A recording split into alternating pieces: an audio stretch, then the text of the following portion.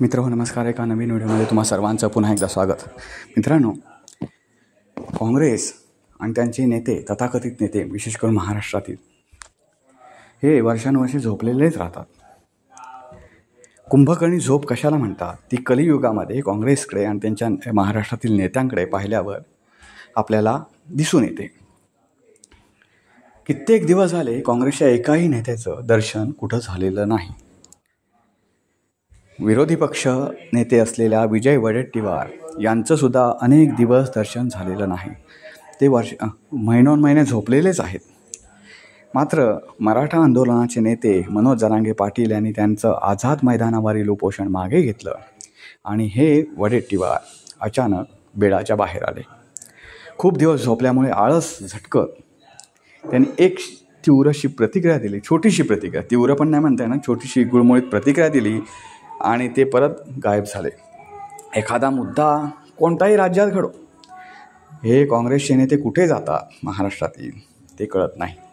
उपराष्ट्रपती असलेल्या धनखड हे यांनी राजीनामा दिला आणि ते अचानक गायब झाले. आणि या काँग्रेसच्या बड्या नेत्यांनी, म्हणजे राहुल गांधी जे राष्ट्रीय नेते आहेत, ते राहुल गांधी असतील, मल्लिकार्जुन खरगे असतील, या सर्व नेत्यांनी मिळून असं म्हटलं की भाजपने त्यांना कुठेतरी लपवून ठेवलं आहे, अज्ञातवासात पाठवलं आहे वगैरे वगैरे, अशा मीडियामध्ये बातम्या पसरवल्या.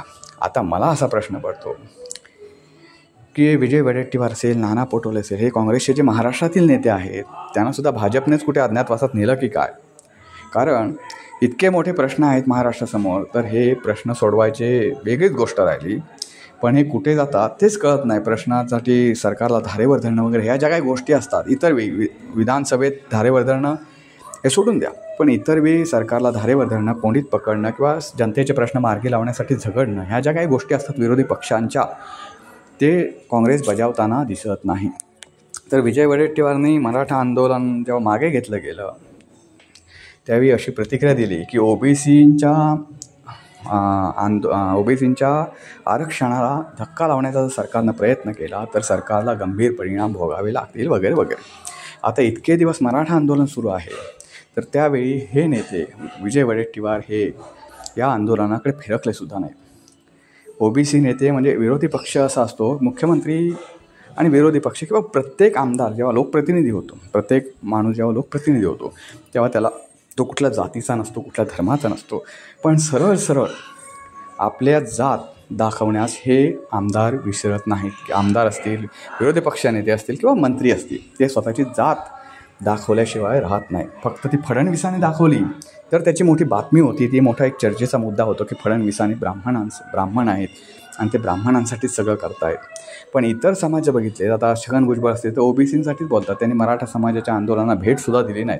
का? तर ते एका राज्याचे मंत्री आहेत, राज्याचे मंत्रीत आहेत आणि मंत्री बनताना एक शपथ दिली जाते की मी कुठल्याही जाती धर्मासाठी ना विरोधात काम करणार किंवा का जाती धर्माच्या एका बाजूनं मनात द्वेष ठेवून त्यांच्या विरोधात काम करणार किंवा त्यांच्या बाजूनही काम करणार. मी सत्सद विवेक बुद्धीला साक्ष ठेवून आणि संविधानानुसार काम करेन, अशी शपथ दिली जाते. पण ही शपथ कोणीच पाळताना दिसत नाही, विशेष करून इतर समाजाचे नेते. मनोज जरांगे पाटील यांनी मुख्यमंत्री देवेंद्र फडणवीस यांच्यावर अतिशय घाणेरड्या भाषेत टीका केली. पण देवेंद्र फडणवीस यांचं उत्तर हे नेहमी सुसंस्कृत आणि संविधानाला धरून असंच होतं. त्यांनी कधीही त्यांच्या भाषेत शिव्या देण्याचा प्रयत्न केला नाही. त्यामुळे आपल्या राज्याला कोणत्या जातीचा मुख्यमंत्री लाभला याच्यापेक्षा सुसंस्कृत आपल्या राज्याची मान उंचावेल असा मुख्यमंत्री लाभला, हे आपलं भाग्य म्हणायला लागेल. मित्रांनो, दुसरीकडे विजय वडेट्टीवारांनी त्यांची जात दाखवली, म्हणजे ते ओबीसी समाजाचे आहेत हे सरळ सरळ दाखवून दिलं.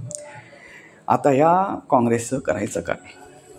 आणि हे काँग्रेसजन आता निवडणुका जवळ आलेल्या आहेत आपल्या स्थानिक स्वराज्य संस्थांच्या. कोणत्याही क्षणी आता गणेशोत्सव संपलेला आहे, त्यानंतर कोणत्याही क्षणी या निवडणुका जाहीर होतील अशी स्थिती आहे.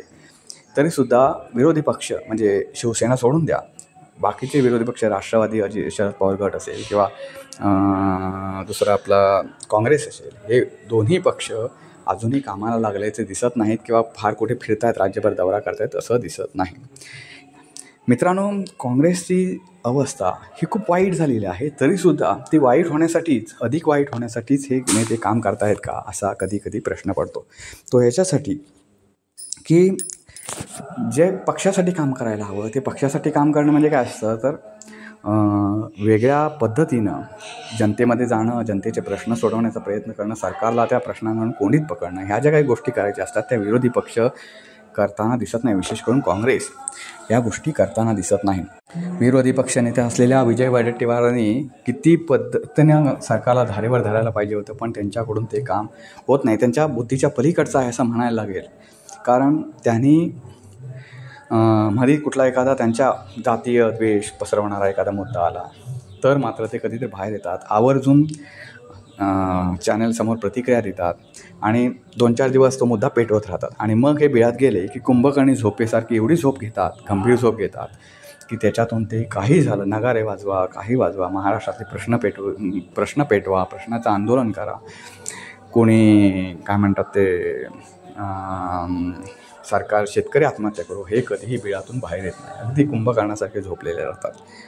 विजय वडेट्टीवार नंतर आता काँग्रेसला नवे प्रदेशाध्यक्ष मिळाले. त्यांचं तर कुठे नावच येत नाही. त्यामुळे काँग्रेसचा प्रदेशाध्यक्ष आपल्या हातून गेल्यानंतर नाना पटोले हे सुद्धा फार सक्रिय दिसत नाहीत. अशा पद्धतीनं जर कारभार राहिला तर काँग्रेसची जी कामगिरी आहे स्थानिक स्वराज्य संस्थेची ती अतिशय ढिसाळ राहिल्याशिवाय राहणार नाही.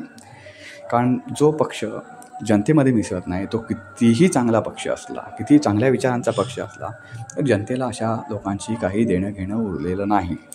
आता आपण मित्रांनो महत्त्वाचा प्रश्नावर येऊया. हे काँग्रेसचं कसं झालं माहिती आहे का, 5 वर्ष काहीच करायचं नाही, म्हणजे त्यांच्याकडून काम करण्याची अपेक्षा नाही, पण सरकारकडून ज्या जनतेच्या समस्या आहेत ते सोडून घेणं हे विरोधी पक्षाचं काम आहे आणि ते करू शकतात. पण ते सुद्धा त्यांच्या हातून काम होत नाही आणि 5 वर्षांनी निवडणुका लागल्या. आता स्थानिक स्वराज्य संस्थांच्या निवडणुका लागल्या आणि भाजपने यश मिळवलं की मग EVM घोटाळा झाला. नंतर काय म्हणतात ते भाजपने पैशाचा वापर करून जिंकले. आता त्यांनी ते केलेलं आहे, यात काही नवं नाही. मी असं म्हणत नाही की भाजपने ह्या गोष्टी केलेल्या नाही किंवा ह्या काँग्रेसचा आरोप खोटा आहे. पण तुम्ही करता काय, तुम्हाला जनतेनं मतं का द्यावी, तर भाजप नालायक आहे म्हणून मतं द्यावीत. फक्त तुमचं कर्तृत्व दाखवण्याची संधी विरोधी पक्षाला तेवढीच असते. लोकशाहीमध्ये विरोधी पक्षाला सुद्धा तेवढीच संधी असते. पण ते करायला हवं, ते काम करायचं नाही. आपण चकचकीत गाडीतून फिरायचं, दुसरी गोष्ट म्हणजे एका छान अशा AC बंगल्यामध्ये राहायचं आणि तिथून कारभार हाकायचं म्हटलं तर जनता दूधखुळी आता राहिलेली नाही. ती तुम्हाला कधीच अशा प्रकारे मतदान करणार नाही. स्थानिक स्वराज्य आता काँग्रेसची हाराकिरी किती सध्याच्या पार्श्वभूमीवर वाईट आहे आणि ती गंभीर अवस्था निर्माण करणारी आहे काँग्रेसमध्ये, हे तुम्हाला दाखवून देतं. आता कुठल्याही क्षणी, मागाशीच मी म्हटलं की कुठल्याही क्षणी स्थानिक स्वराज्य संस्थांच्या निवडणुका जाहीर होऊ शकतात. तरीसुद्धा अजून काँग्रेस निद्रावस्थेतच आहे, त्याच्यातून ती बाहेर यायला तयार नाही. हे जर असंच चालू राहिलं तर जे लोकसभेच्या यशावर जर काँग्रेस आपली स्थानिक स्वराज्य संस्थांची इमारत बांधण्याचा प्रयत्न करीत असेल तर ही इमारत पत्त्याच्या बंगल्याप्रमाणे कोसळल्याशिवाय राहणार नाही. कारण काँग्रेसकडे सध्याच्या घडीला भाजप मतदारांनी मतदान करावं असं काहीसुद्धा उरलेलं नाही.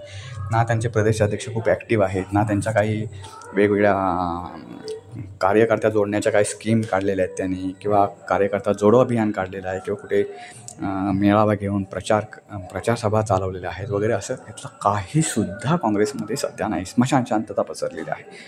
संपूर्ण काँग्रेसचे पदाधिकारी, काँग्रेसचे आता कार्यकर्त्यांचं विचारांचं काय, ते काय पगार नोकर नव्हे ज्यांनी 24 तास काँग्रेससाठी काम करावं, किंवा कुठल्याच पक्षाचे कार्यकर्ते हे पगार नोकर नव्हे की त्यांच्याकडून 24 तास अपेक्षा करावेत. तर पदाधिकारी झोप घेत आहेत तर ते तरी बिचारा कशाला काम करतात आणि किती दिवस काम करणार ते. शेवटी एक आपण म्हणतो जी पदाधिकाऱ्यांकडून अपेक्षा असते की त्याने आपल्याकडे यावं, कार्यकर्त्यांची अपेक्षा असते की त्याने आपल्याकडे यावे, जनतेला संबोधित करावे, जेणेकरून आपल्यामध्ये एक हुरूप येईल. ते हुरूप जागवण्याचं कामसुद्धा काँग्रेसच्या पदाधिकाऱ्यांकडून होत नाही. ही त्यांच्या दृष्टीनं खूप मोठी गंभीर बाब आहे. विजय वडेट्टीवार आता एकदा प्रतिक्रिया देऊन गेले, ते परत कधी कुठे दिसले नाहीत परत एकदा. तर ते कुठल्या पक्षात आहेत हा एक महत्त्वाचा प्रश्न आहे. ते नेमके काँग्रेससाठीच काम करतायत की भाजपसाठी काम करत आहेत. कारण सध्या कसं आहे माहिती आहे का, सध्या वातावरण असं आहे आणि निवडणूक आल्यावर ते वातावरण जास्तच वारं व्हायला लागतं त्या वातावरणाचं, की कोण कुठला काम करतो आहे माहीत नसतं. त्यामुळे ते कोणचं काम करत आहेत तेच माहिती नाहीत. त्यामुळे ते जर काँग्रेसचं काम करत असतील तर त्यांचं काम खूप विशाळ आहे, एवढं मात्र या निमित्तानं सांगावंसं वाटतं. काँग्रेसला त्यांची जी स्थिती आहे ती स्थिती सुधारावी लागेल, अन्यथा स्थानिक स्वराज्य संस्थांच्या निवडणुकीमध्ये काँग्रेस भुईसपाट झाल्याशिवाय राहणार नाही. एवढी काँग्रेसची वाईट अवस्था असून सुद्धा म्हणतात काँग्रेस संपणार नाही. काँग्रेस काय म्हणतात ते, काँग्रेस हा एक विचार आहे, काँग्रेस ही एक चळवळ आहे. अरे कुठे चळवळ करायला वळवळ तर करा आधी. चळवळ करायला आधी पहिली वळवळ तर दिसू दे तुमची. मेल्यासारखे पडलाय तुम्ही आणि कसली चळवळ म्हणता किंवा कसले विचार म्हणता. बाकीच्यांचे विचार जनतेवर लादले जात आहेत आणि तुम्ही मस्त घोरत पडलाय. तुमचे कसले विचार आणि कसली तुमची चळवळ. ते काय स्वातंत्र्यपूर्व काळ आहे का की जनता पेटून उठले त्यामुळे तुमचे विरोधी पक्ष जरी असला, तुम्ही काही नाही केला तरी तुम्हाला जनता मतदान करेल अशी तुमच्या अपेक्षा असतील, त्या अपेक्षा कधी पूर्ण होणार नाहीत. त्यामुळे EVM घोटाळ्याचा जेव्हा आरोप झाला होता विधानसभेच्या वेळी, त्यावेळी जनतेनं त्याच्याकडे अजिबात लक्ष दिलं नाही. कारण हे नेहमीच आहे, त्यांनी जिंकून जायचं भाजपने आणि ह्यांनी EVM घोटाळ्याचा आरोप करायचे. बरं, ते आरोप करताना तो मुद्दा तडीच लावूया असं एखादा म्हणत असेल तर ते सुद्धा करत नाहीत. ते सुद्धा करीत नाही. जर 2-3 महिने असे वातावरण निर्मिती करायची की EVM घोटाळा झाला, असं झालं तसं, आणि मग तो विषय विसरून जायचा. विधानसभेच्या निवडणुकीच्या बाबतीत असंच झालं आणि त्यामुळे आता EVM घोटाळा परत नवीन करण्यासाठी सज्जता आहे भाजपने केलेली आहे असं म्हणता येईल. कारण विरोधी पक्ष राहिलाच कुठे आहे आपल्या राज्यामध्ये. त्यामुळे मित्रांनो, तुम्हाला याबद्दल काय वाटतं ते नक्की कॉमेंट्समध्ये कळवा. तुमची परखड मतं नक्की कॉमेंट्समध्ये मांडा. पुन्हा भेटू पुन्हा एका नवीन व्हिडिओसह. तोपर्यंत नमस्कार.